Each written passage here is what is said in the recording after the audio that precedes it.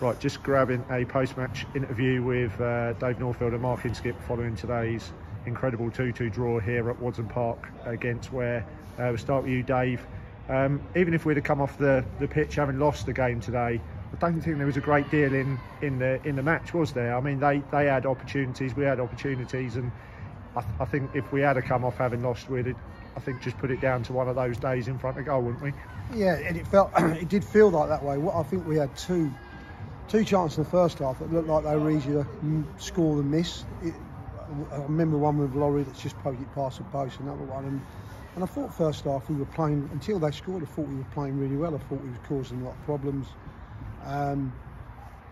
Some of the, look, we lacked a little bit in missing George, but we were. I thought we were in the ascendancy in the first half.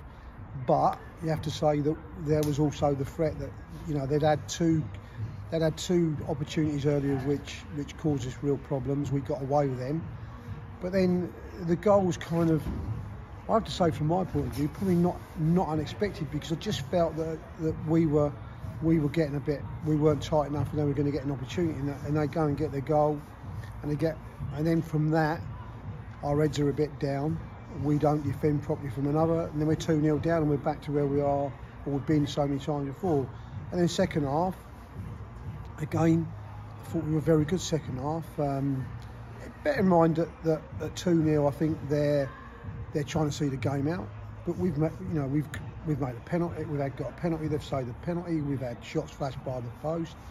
It's us really going for it. They had a couple of bits early on, but the truth is, I felt it was us. It was mainly us. And once Alex misses a penalty, or not, that's a lie, don't miss it. It's a great save by the keeper. But once the keeper's made the save, in the back of your mind, although you're staying positive on the bench, you're thinking it's not going to be our day today, as you've just said. It's not going to go away for us. And in the end, we get that scruffy one, and Bondi managed to flick a back of his heel or something. It was Bondi's, was it? It was Bondi's who gets it over the line. And look, that's been Bondi this year. He's in the right place at the right time today.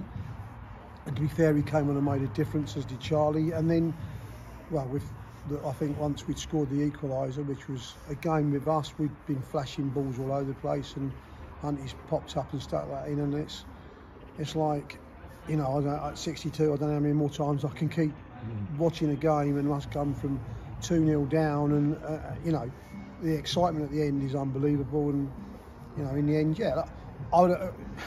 I've gone right off your question, but the truth is, I was just about to say I've got no other questions left. You've pretty much answered them all there. But yeah, it would have been. I think it would have been one of those games. It just didn't look like it was going to come for us. But to be fair to our boys, they don't give up. Skip, obviously disappointing to go in 2-0 down. The goal right on half-time makes the half-time team talk even more difficult. What was said in the dressing room at half-time? Was it a rant, or was it a let's just keep doing more of what we're doing? Because it wasn't a bad first half performance, was it? It was all three, wasn't it? Firstly, if Bondi's claiming that, I'm just checking my career. I think I've got another 26 goals to get on in total. At half-time, it was all sorts, because again, I think I said it in last week's interview and the one before that, the players are sorting it out amongst themselves. We didn't deserve to be 2 down at half-time. We've been in games where you haven't played very well and you get what you deserve. But we did not deserve to be 2-0 down at half-time. I thought for 35 minutes we were the better side, but they're a good side up top. So when they did break on us, they were probably getting shots off, but possession-wise. And then as soon as they scored the goal, their experience and their knowledge football-wise, they just sort of controlled the last 15 minutes and got a second goal and could have had a third goal. But we come in at half-time, but again, they're sorting that out amongst themselves. But if I'm going to be honest with you, it's getting a little bit frustrating, because if a game was just second half 45 minutes, we'd be top of this league now, I think. Goals were probably both avoidable as well, weren't they? They were probably sloppy from our perspective, weren't they? It just was. I mean, Tom, the captain, he said his piece, and he's let one or two have it. Dave said his piece, and he's let 11 have it. And both were right. And again, you've gone out second half, and they look quite good. But when we got our game, they were hanging on at the end, I believe. I think with 30 minutes to go, they're happy with 2-0, and they were seeing the game out. And I'm going to be quite harsh and not controversial, but the time wasting that was going on and whatever, it's such a frustrating part. And fair play to the referee playing 5 minutes, because ultimately He was actually sixth when we equalised. I think it was 96 minutes. Yeah. Well, and I think he's right, and I bet if anybody's videoed that whole game, even in injury time, they were holding on to the ball and kicking the ball away. So again, I don't want to be controversial, but sometimes you reap what you sow, and we deserved that equaliser purely because we were getting it down, we were trying to play. Even the goal, I think, has gone from left to right into Hunty. He had a chance to cross it, he didn't chose it, and then he slid a ball into Alex, who's then slid it back. So even the goal wasn't just launched into the box and a hit and hope, it was played. So, but again, do you know something? Similar to last week, both sets of players come off shaking hands, there's no issues, and we'll all meet again later in the season, and who knows, if we're lucky enough, we might be meeting in the playoffs if Berkhamsted keep winning. But great game of football, and again, anybody's watching us has got their money's worth here. 2-2 last minute equal. I think that's 3 weeks on the bounce. Last minute equalisers. We was on the end of one at Tame, and then the last 2 weeks have gone our way. Certainly not dull, is it? Dave, you touched on it in your first piece when we spoke. Substitutions. They obviously made a massive difference today, and again just demonstrates what good depth we've got, which has probably been the difference for us this season, would you say? Yeah, they worked. We've been waiting to try and get Charlie back, but I just think we just, from the three of us on the bench, we were just positive.